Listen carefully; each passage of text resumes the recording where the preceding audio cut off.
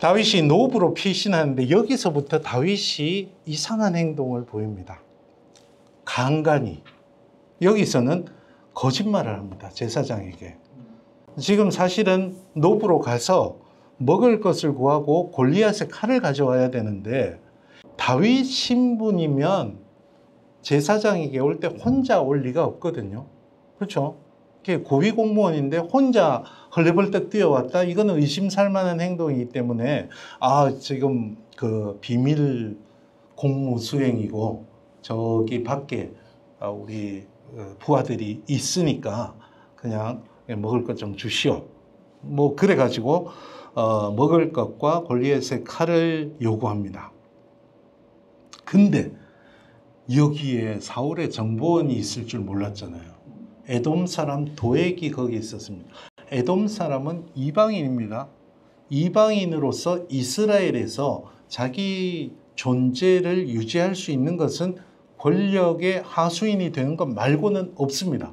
자기가 살아남기 위해서는 무슨 일이든 해야 되는데 노베 그냥 잠복하고 있었던 거죠. 이게 에돔 사람 도액이 봤다 갑자기. 그러니까 이거는 사울의 정보 정치의 일환을 볼 수 있는 겁니다. 그리고 이걸 가지고 가드왕 아기스에게 망명을 합니다. 적국에. 이상한 거죠. 망명을 했는데 사울의 위협이, 그러니까 가드로 갔다는 것은 이스라엘에는 더는 갈 곳이 없다는 이야기죠. 그 말을 뒤집어서 이야기하면 곳곳에 사울의 정보원들이 숨어 있어서 어디 가도 노출이 된다는 거죠. 사울의 정보 정치가 얼마나 촘촘한지를 다윗이 아기스에게 간 것을 보면 알 수 있습니다. 또는 블레셋에게 자신의 정치적이고 군사적인 선전 효과를 기대했을 수도 있습니다. 저기 가면 죽을 수도 있지만 도박을 하는 거죠. 내가 얼마나 그 중요한 존재인지를 알기 때문에 선전 효과에 쓰느라고 안 죽일 것이다. 그리고 실질적으로는 지피지기면 백전불태라. 적의 속을 깊숙이 들어가서 동태를 살피자. 뭐 이런 것도 있을 수 있었고 하여튼 왜 갔는지는 이야기는 안 합니다. 왜 가긴 사울을 피해서 가긴 했죠. 근데 왜 블레셋이냐는 이야기 안 해줍니다. 근데 갔더니 세렌들이 어제 이야기했죠. 그 블레셋의 지도자들 세렌들이 반대합니다. 저 무슨 꿍꿍이가 있다. 아기스는 했더니 자칫하면 그 목이 달아날 위기에 처해서 다시 한번 거짓말을 합니다. 미친 차죠. 그래서 이것을 뭐 침 흘리고 막 이런 걸 보면서 간질 증세나 정신질환을 흉내낸 거 아니냐 뭐 그렇게 이야기해서 구사일생으로 살아나죠. 그 사이에 그 블레셋에서 구사일생으로 살아난 뒤에 아둘람 굴에 체류했다고 이야기하는데 이게 굴이라는 표현 때문에 이제 동굴에 있는 그 막 산적을 생각할 수 있는데 아마도 주위에 석회암 이 팔레스틴 땅이 석회암 동굴이 많기 때문에 그 주위에 있는 어떤 요새성을 차지했을 수 있겠다라고 볼 수 있겠습니다. 근데 여기 보면 다윗에게 몰려든 사람들을 세 부류로 설명을 합니다. 곤란한 상황에 빠진 사람들, 정치적인 관점에서 볼 수 있는 말입니다. 그리고 빚진 사람들, 경제적으로 채무 노예가 될 수밖에 없는 상황이 있었던 거죠. 그리고 억울한 일을 당한 사람들, 사회적으로 재판의 판결이 잘못되거나 뇌물이 있어서 판결이 잘못되거나 이런 사람들 합쳐서 한마디로 반체제 세력들이 몰려들었습니다. 그 사람들이 400명이라고 했는데 어째 401명도 아니고 397명도 아니고 400명이냐?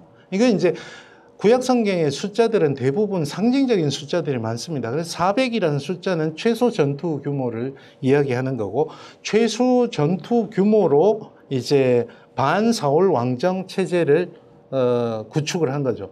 이제 다윗이 해야 될 일은 뭡니까? 본격적으로 세력을 불려 나가야 됩니다. 사울을 피하면서도. 그래도 이제 유다 땅이, 이스라엘 땅이 위험하니까 일단 부모님을 외가 아닙니까? 모압이. 외가잖아요. 저 고조모님이신가? 룻 할머니시잖아요. 그래서 외가 쪽에 그 부모님을 피신시켜 두고 헤렛 숲으로 이동을 합니다. 이제 숲 속에 들어가는 거죠. 이 사이에 이제 높 주민들에 대한 사울의 복수가 시작됩니다.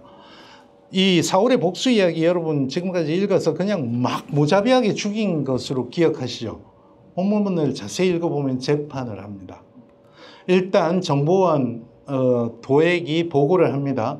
높 사람들이 이렇게 했다. 그리고 11절부터 12절, 15절을 보시면 정식 재판이 열립니다. 재판이 열리고 아주 그 사울이 신문을 잘합니다. 그래서 아히멜렉이 실수를 합니다. 이게 보통 이제 신문을 하면 피해자의 실수에 기대는 거 아니에요. 실언을 합니다. 계속 그냥 차라리 이때는 진술 거부권이 없었나 봐요. 적극 변호를 하는데 아히멜렉이 아주 변론을 잘합니다. 다윗을 우리가 환대한 게 죄라는데 다윗은 당신 신하 아닙니까? 당신 사위 아닙니까?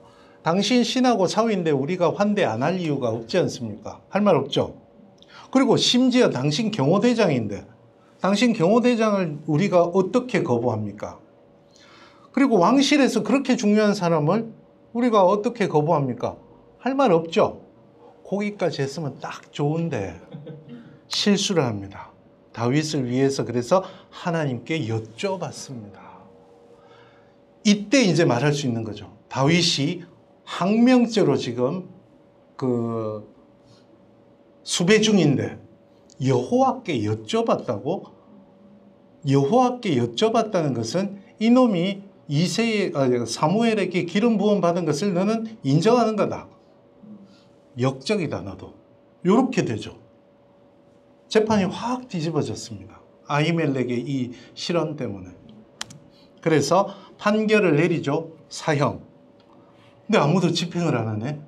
왜요? 제사장이라. 제사장이어도 상관없는 기회주의자가 한 명 있었죠. 도액이 그걸 집행하는 거죠. 그래서 제사장만 85명이 죽임을 당했습니다. 여기서 또 이제 드라마에서는 항상 한 명이 살아남잖아요. 여기서 딱 한 명이 살아남죠. 아히멜렉의 아들 아비아달이 살아남아서 에봇을 들고 이건 진짜 극적인 장면입니다. 다 없어져도 제사장 다 없어져도 한 명이 있고 에봇이 있으면 명분이 있는 거죠. 그다음에 이제 다윗이 여기저기로 다닙니다. 그일라를 구해줍니다. 여기서 다윗이 승전하는데 강조되는 건 항상 하나님의 신탁이 우선하는 걸 강조합니다. 사울과 대조를 시켜주는 거죠. 그리고 에봇을 가지고 아비아달에 갔는데 에봇에는 우림과 둠밈이 있어서 언제든지 하나님의 신탁을 받을 수 있는 하드웨어가 갖추어진 거죠. 그리고 사울이 그일라를 구했다는 것을 듣고 추격. 이때 600명인데 아까 400명에서 그새 새가 불었어요. 점점 불어나고 있는 거죠. 내려오겠습니까? 그리고 그일라 주민이 배신하겠습니까? 이거를 하나하나 신탁을 물어보는 장면에서 다윗이 어떤 인물인지 양면적인 걸 다 보여준다 그랬잖아요. 다윗의 긍정적인 면을 분명히 보여주고 있습니다. 사울과 비교하면서 10광야로 갔는데 여기서 마지막으로 요나단과 만납니다. 정치적 언약을 하는데 17절을 보시면 23장 17절을 보시면 자네가 이스라엘의 임금이 되고 나는 자네의 버금이 될 걸세 이야기하잖아요. 이제 이 언약의 조건이죠. 내가 다윗이 왕이 되는 것, 임금이 되는 것을 용납할 테니 다윗은 임금이 되면 우리 집안을 살려달라. 보장해달라. 그런데 이제 요나단과 만나고 난 다음에 유다 땅 10사람들 가운데도 그러니까 사울의 정보원들이 있어. 이렇게 해서 제가 사울이 정보 정치를 했다 그러는 겁니다. 사울의 정치는 정보 정치였어요. 그래서 10사람들이 정보를 알려줘서 마온광야에서 대치를 했는데 결국 블레셋이 침공하면서 여기 대치는 끝나고 그 다음에 이제 24장부터 26장에 아주 재밌는 이야기가 이어집니다. 24장과 26장은 이것도 이제 서양 학자들은 한 이야기를 이렇게 전승비평이라고 이야기하거든요. 구두전승은 우리가 시간은 바쁘지만 할 이야기는 하고, 여러분 토끼와 거북이 이야기 하시죠. 토끼와 거북이 이야기가 토끼와 거북이 이야기라고 인식할 수 있는 요소가 있습니다. 뭐가 있습니까? 주인공이 뭐 전복이나 잘하면 안 되죠. 토끼와 거북이가 주인공이 돼야 되고, 두 번째 뭡니까? 경주를 해야죠. 그리고 거북이는 열심히 하고 토끼는 한숨 자야 됩니다. 그리고 거북이가 이기면 됩니다. 그런데 중간에 산을 몇 개 넘었는지, 강을 몇 개 건넜는지는 이 이야기의 정체성에 전혀 손상을 안 주죠. 산을 100개를 넘든 1000개를 넘든 이건 토끼와 거북이 이야기인 거랍니다. 그게 구두전승의 특징입니다. 이제 각 구두전승의 개별 의미는 그렇게 달라진 것에서 찾을 수가 있죠. 강을 하나만 걷는 토끼와 거북이 이야기하고 강을 25개를 걷는 토끼와 거북이 이야기는, 한 개를 걷는 토끼와 거북이 이야기, 이 집 손자는 잘 자. 한 개만 건넜는데 잠이 들었어. 이 집 이야기는 강 건넜다 자나? 눈을 말동안 25개를 건너도 안 자는, 이제 그런 개별적인 특징은 이게 이제 핵심 요소를 불변 요소라 그러고, 이렇게 달라져도 되는, 구두전승에서 달라져도 되는 것을 가변 요소라 그러는데, 개별 본문의 특징은 가변 요소에 있습니다. 그래서 요 두 개도 이제 구두전승의 관점에서 보면 틀이 같아요. 틀이 같아서 불변 요소가 있고, 그 가변 요소들을 가지고 개별 본문의 의미를 파악하면 되는데, 흥미롭게 이 가운데 25장에 뭐가 있습니까? 나발과 아비가일 이야기가 여기 쏙 들어가 있거든요. 이 가운데 넣은 거는 분명히 의도가 있을 것 같습니다. 그 의도를 한번 생각해 봐야 되는데, 먼저 의도를 여기서 이야기 안 했다고? 24장과 26장 아까 이야기한 대로 불변 요소와 가변 요소를 가지고 제가 한번 비교를 해드리겠습니다. 앞에 나와 있는 게 일종의 불변 요소라고 볼 수 있고, 안으로 들어가 있는 게 가변 요소라고 볼 수 있습니다. 어디선가 다윗이 사울을 만납니다. 죽일 수 있는 기회인데 죽이지 않습니다. 그리고 나서 다윗과 사울이 서로 변론을 하고 사울이 자기가 잘못했던 걸 고백하고 헤어지는 이야기예요. 그런데 24장과 26장을 보면 24장은 제가 느끼기에 사법재판 형식이다 를 느끼고, 26장은 종교재판 형식인 것 같다 라는 것을 느낄 수 있습니다. 24장부터 보면 엔게디입니다. 와디죠. 우연히 동굴에 숨어 있었는데 발을 가리러 왔죠. 발을 가리는 게 뭡니까? 네. 그러니까 이제 이스라엘 사람들이 옷은 통옷이기 때문에 큰 일을 보려면 앉아야 되죠. 앉으면 이렇게 자연스럽게 발 가려지는, 우리도 뭐 큰 일이라 그랬잖아요. 큰 일이 뭔지 아시잖아요. 예, 그런 표현입니다. 큰 일을 보러 왔는데 부하들이 절호의 기회입니다. 죽입시다. 안 죽였어요. 왜 안 죽였을까요? 명분이 없습니다. 여기서 죽이면 암살이 됩니다. 그렇죠? 내가 사울을 암살했어요. 그 다음에 유다 지파는 어떻게든 따라오겠지만 이 북쪽 지파들이 암살자를 따라오겠습니까? 안 따라오죠. 그러니까 그 밑에 부하들은 큰 그림을 못 그리는 겁니다. 그래서 겉옷을 뱉는데 겉옷을 뱉는 이유가 뭘까요? 옷이 아까 뭐라 그랬습니까? 그러니까 사울이 미치는 겁니다. 차라리 죽였으면 명분이라도 없을 텐데 나를 안 죽였어. 근데 겉옷을 뺐어. 이거는 네 옷은 내 겁니다. 이 말이거든요. 그래서 다윗이 사울에게, 사울도 지금 수천 명을 데리고 왔잖아요. 공개적으로 변론을 합니다. 큰 소리로. 나는 당신을 죽일 수 있었는데 안 죽였습니다. 재판에서 이긴 거죠. 그죠? 이 겉옷을 흔들어대는데 사울이 이길 수가 있습니까? 다윗은 사울을 죽일 의도가 없다는 것을 공개적으로 알린 겁니다. 그래서 뭐라 그러냐? 네가 나보다 의롭구나. 이거는 재판장에서 하는 판결입니다. 다윗 승소. 모든 비용은 사울이 된다. 그런데 사울이 마지막에 비수를 날립니다. 20절부터 22절. 여기서 다윗이 생각이 많아지게 되는 거죠.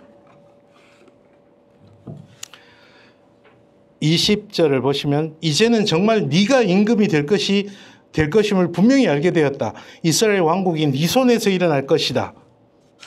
너 왕이 될 것이다. 근데 네가 왕이 되면 다 좀 잘 봐줘 라고 이야기했어요. 다윗이 뭐라고 대답해야 됩니다. 아닙니다. 저는 왕이 될 생각이 없습니다. 그러면 왕이 될 수가 없습니다. 그렇죠? 그렇잖아요. 자기가 아무리 정치인이지만 정치인이 이렇게 말을 뒤집는다지만 다윗은 그런 사람은 아니거든요. 내가 왕이 될 생각이 없습니다. 그러면 왕이 될 명분이 없어지는 겁니다. 왕이 될 생각이 없습니다라는 말을 안 하면 어떻게 됩니까? 난 반역자로 계속 가겠습니다라고 이야기하는 거예요. 승부수를 던진 겁니다. 사울은. 거기서 다윗이 무슨 선택을 합니까? 에라 모르겠다. 그냥 입을 닫아버립니다. 여기서 이제 본격적으로 사울은 반역자가 되거나 말거나 흘러가는 대로 두는 거죠. 26장을 보면 10광야에서 이번에는 침투를 합니다. 좀 더 적극적으로 침투를 하죠. 그러니까 얼마나 용맹스럽고 민첩한지를 보여주는 겁니다. 임금은 진영에서 한가운데 있게 되고 주위에 호위 병사들이 다 호위를 하게 돼 있는데 그 모든 방어진을 뚫고 임금 바로 옆에까지 갈 수 있었다는 거 아니에요. 아비새가 옆에서 죽이자. 절호의 기회다. 똑같죠. 여기서 죽이면 암살자가 됩니다. 그죠? 그러니까 왕이 될 수가 없어요. 그래서 창과 물병을 가지고 오는 거죠. 창과 물병이 의미하는 게 뭘까? 물병은 생명이죠. 나 네 목숨 가져갔다. 창은 뭐냐 하면 겉옷하고 똑같습니다. 왕이 진치고 있는 데는 왕의 창을 꽂아두고 있습니다. 그걸 가져가 버렸으니. 그러고 나서 이제 이번엔 아브넬을 부르죠. 너 도대체 뭐 하는 거냐? 그러니까 공식적으로 이스라엘 군대 앞에 사울의 호위 병사들이 얼마나 무능한지를 공개적으로 이야기하는 겁니다. 공개적으로 창피하게 만드는 거죠. 그것도 아브넬 장수를 불러서. 그러고 나서 이제 하나님 앞에서 종교적으로 무고하다라는 것을 강조하죠. 19절을 보시면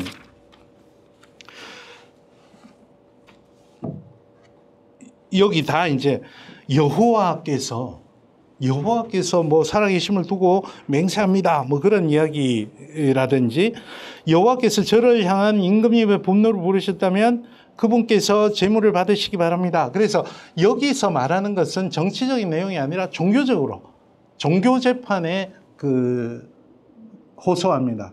그래서 다윗이 2차로 승소하죠. 21절에 내가 죄를 지었구나. 이건 이제 종교적인 고백입니다. 아까는 사법재판 형식으로 승소했다라고 했다면 내가 죄를 지었으니까 너는 무죄하다. 하나님 앞에서. 이렇게 해서 다윗과 사울은 영영 이제 헤어지는 거죠. 요 사이에 나발과 아비가일의 이야기가 있는데 맨 처음에 다윗의 위기가 24장과 26장의 연속성에 있지는 않습니다. 그 앞 어딘가에 있었던 이야기를 여기에 인위적으로 집어넣은 거죠. 사무엘이 죽었다. 25장 1절 사무엘이 죽었다는 이야기로 끝내는데 다윗의 첫 번째 위기, 정치적 후견인이 이제 없어졌다. 홀로 서야 된다라는 이야기고 2절부터 11절 보면 나발이 바보라는 뜻이잖아요. 그러니까 이제 자식을 낳고 바보라는 이름을 그 가명인 것 같아요. 하여튼 그럴 리는 없는데 어쨌든 그 유다 땅의 사울의 정보망과 세력, 여권이 많은 거죠. 여권이 많다는 것을 반증해 주는 것. 나발이 요즘 뭐 주인에게서 도망치는 노비가 많대더니 그놈인가 봐요. 이례적으로 다윗이 여기서 화를 냅니다. 나발을 그동안 많이 도와줬다는 거죠. 그런데 21절, 22절을 보면 내가 처음으로 화를 냅니다. 다윗이. 내가 내일 아침까지 한번 보세요. 벽에 오줌 누는 놈이 저 집안에 한 명이라도 남아있으면 내가 성을 간다. 벽에 오줌 누는 자가 뭡니까? 남자를 이야기하는 거죠. 그러니까 남자를 다 죽이겠다는, 특히 제가 벽에 오줌 누는 자에 너무 꽂혀가지고 성경에서 다 찾아봤거든요. 다 전쟁에서 위협할 때 쓰입니다. 너네 오늘 벽에 오줌 누는 자 한 명도 없을 거다 이러면은 그 전쟁 전에 위협을 하는 내용으로 쓰이는 관용구입니다. 아비가일이 이제 의외로 환대를 하죠. 그래서 여성 신학 하시는 분들이 과연 아비가일의 다윗 환대는 옳은 일인가를 두고 많이 고민을 합니다. 위기에 대한 적극적 대처냐, 남편을 배신한 배신자냐, 기회주의자냐, 이런 걸 두고 하는데 그건 뭐 여러분이 한번 판단해 보시고 결국 나발이 자초지종을 듣고 죽었죠. 아마 저처럼 성인병이 있었던 것 같아요. 나발이. 그래서 충격을 받아서 심장이 멎는 듯하고 온몸이 돌처럼 굳는다. 이건 이제 추무라가 또 이런 이야기, 심근경색으로, 그러니까 극심한 충격에 의한 심근경색으로 죽은 것 같다라고 이야기를 합니다. 어쨌거나 이 이야기가 들어간 것은 다윗과 아비가일의 결혼 이야기 때문에 들어가 있기는 합니다. 근데 다윗과 아비가일의 결혼뿐 아니라 아히노암과 결혼해서 마온에 있는 아히노암과도 결혼한다. 결혼 이야기를 계속하거든요. 이거는 다윗이 정치적으로 세력이 유다에서 점점 확장되고 있다는 이야기를 해주는 거예요. 그래서 24장과 26장 다윗과 사울 사이의 갈등 사이에 요 이야기가 들어간 것은 다윗의 위기와 정치적 세력 확장의 이야기를 강조해 주는 효과가 있을 것이다. 여기 이제 마지막에 복선으로, 사무엘 하의 복선으로 미갈이 발디와 재혼한 이야기를 합니다. 그래서 다윗과 사울이 이제 완전히 결별했다라는 것을 알려주는 겁니다. 그래서 우리는 보통 이제 중요한 거 뒤에 넣는 경향이 있잖아요. 근데 히브리어는 중요한 걸 가운데 넣는 경향이 있어요. 중요한 걸 가운데 넣고 앞뒤로 싸는 경향이 있기 때문에 성경 본문을 읽을 때 뭔가 이렇게 병행되는 게 있는 것 같다 싶으면 가운데 뭐가 있는지를 보는 게 이 본문의 효과를 노리는, 효과를 이해하는 데 도움이 될 겁니다.